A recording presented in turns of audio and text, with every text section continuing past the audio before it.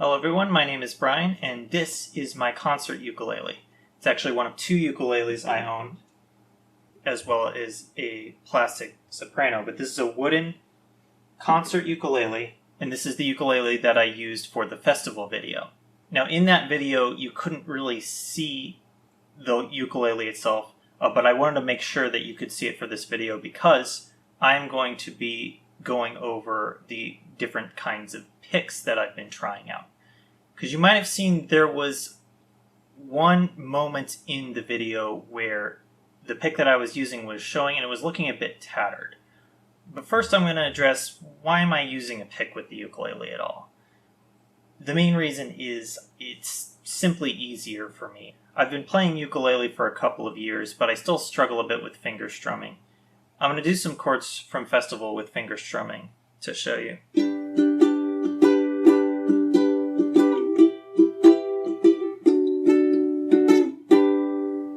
So part of the problem here is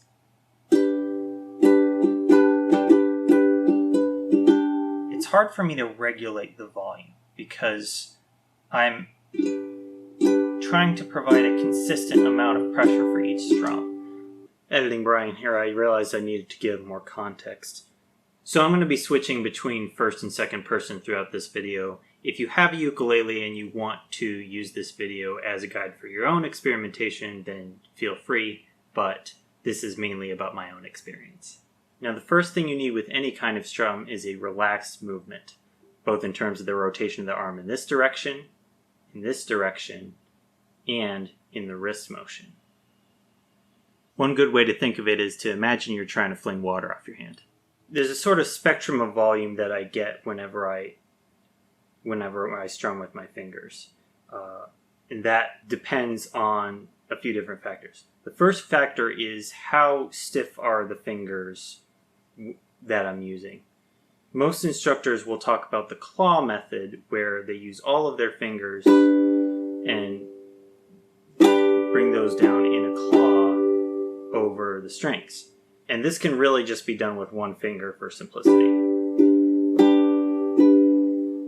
That pressure is very stiff and it leads to a lot of these snagged strings. And it depends a lot on the other factor, which is how close my hand is away from my body. If it's slightly further away, you get a softer sound. If it's ever so slightly closer, you get a much louder sound. And this is we're talking a couple millimeters here, just enough to where the curve of the finger has a significantly steeper slope. The way I prefer to strum with my fingers is by hitting the string with the front of my fingers instead of the side. And I actually use the thumb and the down strum and my index finger on the up strum. And the reason I do that is I can angle my thumb away from the string so that it provides some slippage, so that it doesn't snag quite as easily. You can see it, how it kind of moves back as more pressure is applied. And you can get more of a medium sound, and I can regulate it that way. And if my ukulele was perfectly still, I would be able to do this the whole time. But in reality, I'm moving around. My ukulele is swinging relative to my body, and as well as my body is turning.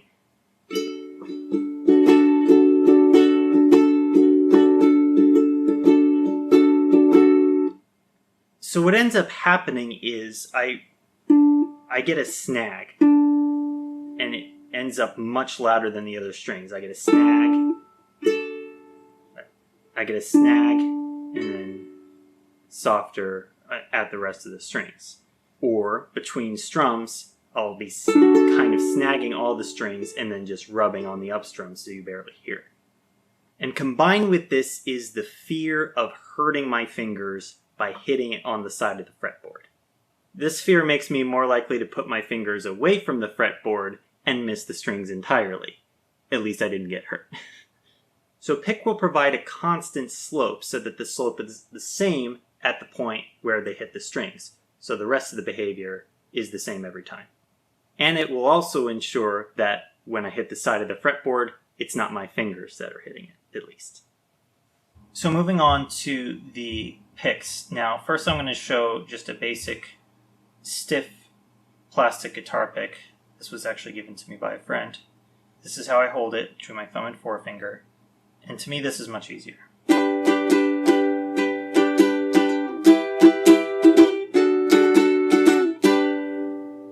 And this is a very harsh sound because you're doing a lot of these stressful things throughout. Now, in order to minimize this, you first want to make sure you're keeping the pick at an angle. You also want to make sure that your hold is loose enough for the pick to move a little bit within your hands. So I just went to my recycling bin and I cut out this triangle of plastic. Now it's transparent, but you can kind of see if I hold it up to the camera. Now using this, the playing sounds a little different.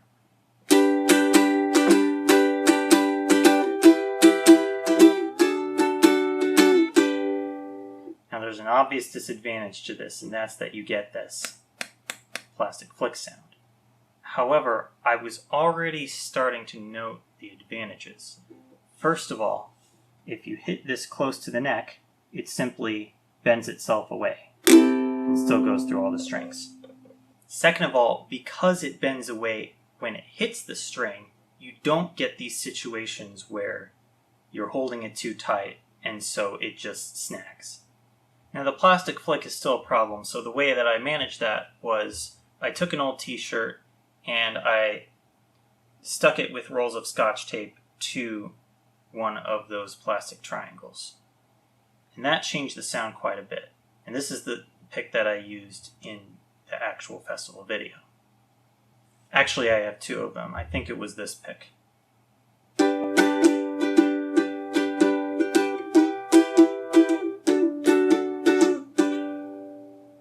Here's the plastic flick from without the t-shirt. Here's the plastic flick with the t-shirt. It's reduced quite a bit. If you listen closely, you'll hear some plastic flick in the song that I released, but I wanted to cut it out entirely.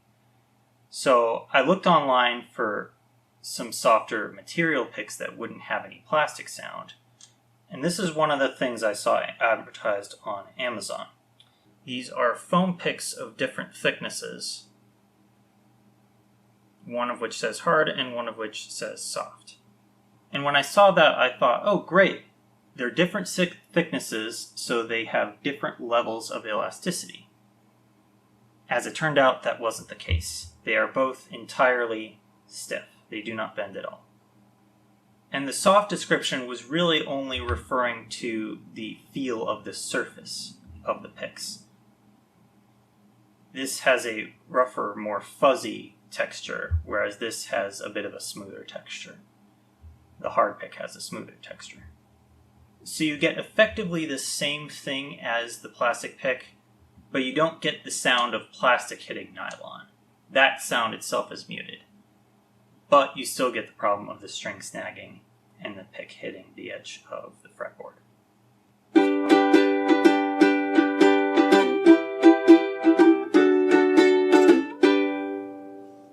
Now included in that same package were a couple of these leather picks. And these are a little bit flexible, but not nearly as flexible as the thin plastic triangle that I've been using. The problem is, if you miss this one too close, you would have to put quite a bit of pressure on it for it to go down. So really, if you hit the edge of the fretboard, you're still not doing great. But in terms of trying not to catch the string, this does do a better job than any rigid pick will do.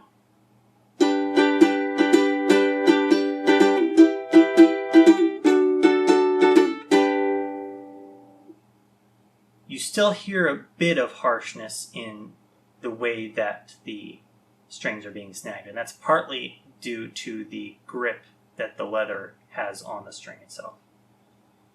This is similar to the grip that your fingers have due to the texture that's on them. Now, as I was playing more with the flexible plastic picks, I thought, why does this have to be a small pick? If you're able to bend it this much, then if I made it bigger, I would have more of a margin of error to work with in terms of how close to my body the downstrum happens. Same with the upstrum. So I took my fabric idea and I added a couple of components.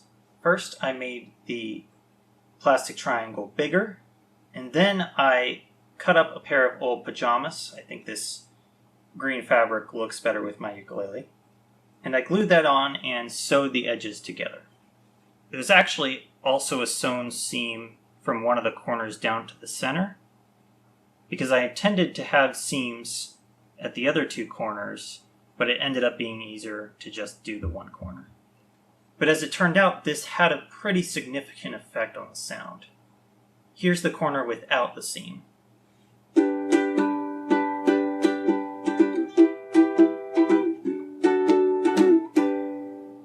Already a much better sound.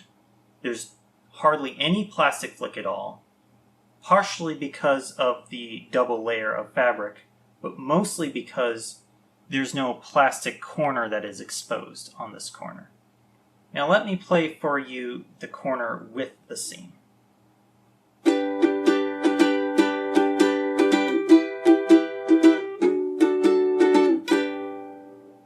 With the seam, you can actually get a louder tone because there's more spring tension between your fingers and the tip of the pick.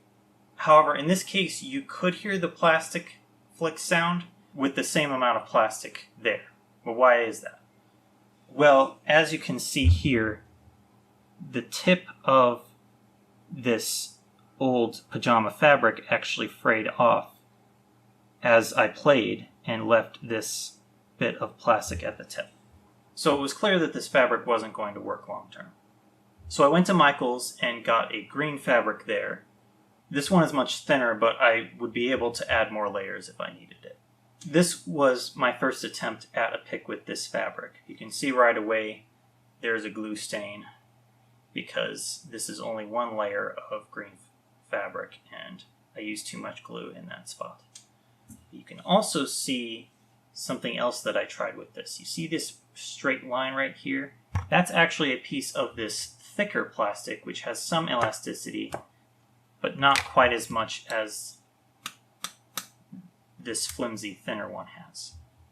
So I figured if I wanted something in between those two flexibilities, I could reinforce the center axis of the equilateral triangle with a cut strip of this thicker plastic.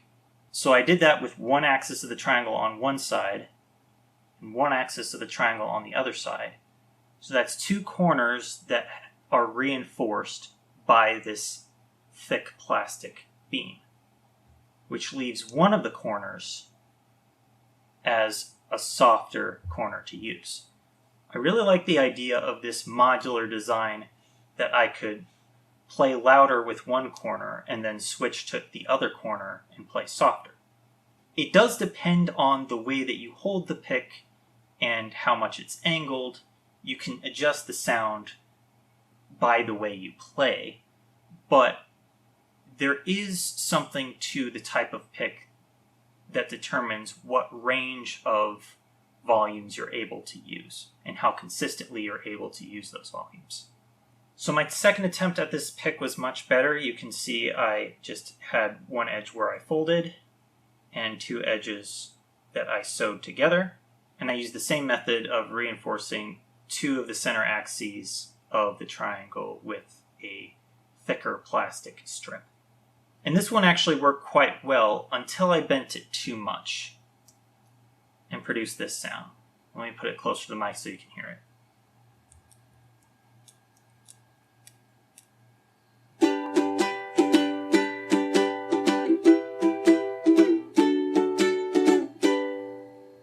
So when I went to make another pick, I was starting to run out of the thin plastic, and I really only had room to make it long if I made it a right triangle instead of an equilateral triangle. But that got me thinking, is an equilateral triangle even the best solution for a pick? I mean, if I wanted to do a modular design, shouldn't I have a variety of angles on the triangle? So I went ahead and made a right triangle pick. You can see that there's still a bit of glue left over from when I glued the edges and then decided I didn't like the glue on the edges, so I cut it off. And you can also see that there are some parts that I need to re-sew together. But overall, I think this is the best pick I have for the purpose of playing softly. Let me show you.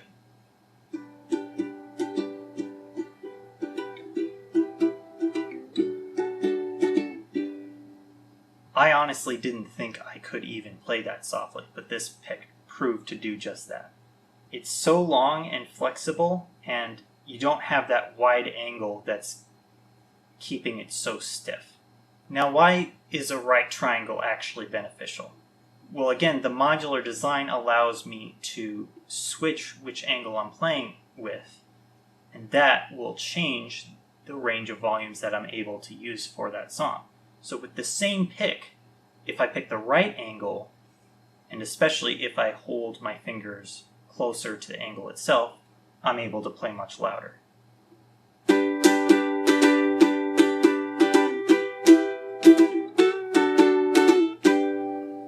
Now you could hear a lot of plastic flick in that one, and I think that's partially because it's so frayed. But remember, even with this pick, you could still hear a little bit of plastic flick.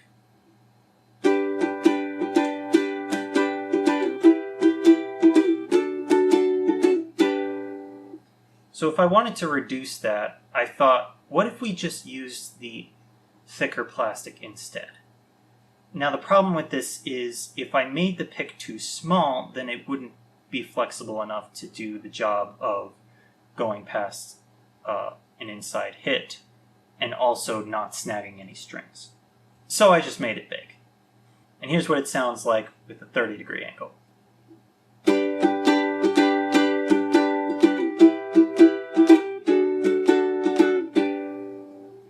With the 60-degree angle.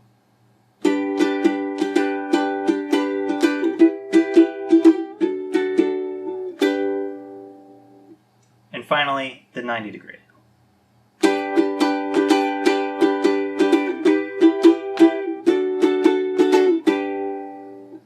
Now we're starting to approach the harshness that we got from the leather pick.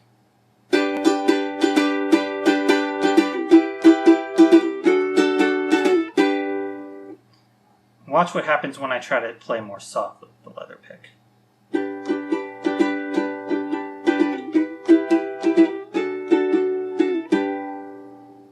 I missed a strum, and it felt like the leather pick was trying to fly out of my hands.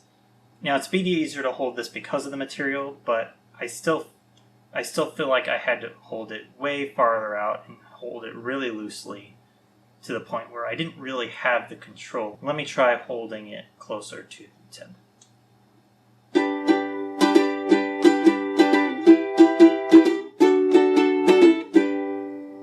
It still sounds pretty harsh, and I was holding it pretty loosely. So overall, I think this is the best pick I have, with the thicker plastic that has a little bit of flexibility, but not too much. But I do still have some control over the volume, either by swapping corners or by using actual skill. That's crazy that I would use skill to do that. And playing either slower strums or more angled, etc. So I think the next song that you'll see me perform will be with this pick. I may also try some rubber picks that I order online. Those may be better, I'm not sure. I just wanted to show you the journey that I have been on so far. If you enjoyed this video, don't forget to leave a like down below this here box that I'm in. And also, if you want to become a Bard Brain as well, hit that subscribe. And I will see you next time.